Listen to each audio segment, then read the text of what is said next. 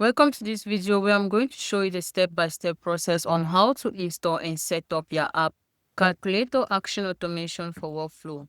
Navigate to App Marketplace, search on the app, and then you click on it. Then you click on Install to choose an account, and you click Continue. Head over to Allow and Install and click on it.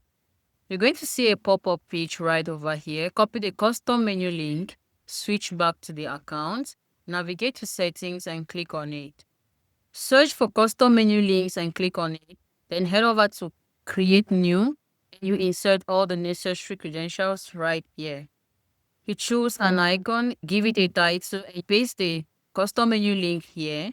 Then you give a role-based visibility, choose an account, and select a sidebar preference. Click on Save.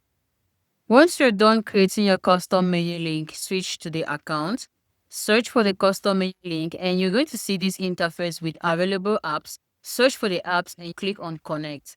Then the interface of the app is going to pop up with all the necessary credentials such as the documentation and everything you need to get started with the app is right here. We have the Smart Queue video that is going to walk you through how to get the credentials to set up your app. And here we have the app setup. No worries, let's walk you through on that. Click on the Start Setup button and insert a professional email, then click on Complete. And your app will be successfully configured and set up.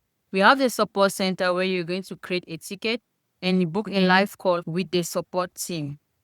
We have the change log feature that is going to enable you to track all the updates and improvements made on this app. To receive emails, toggle on the email notification button, insert your email and click on subscribe. You've learned how to install, set up and configure your app. Our support team is available for more guides and tips. Don't forget to like and subscribe to our channel. Thanks for watching.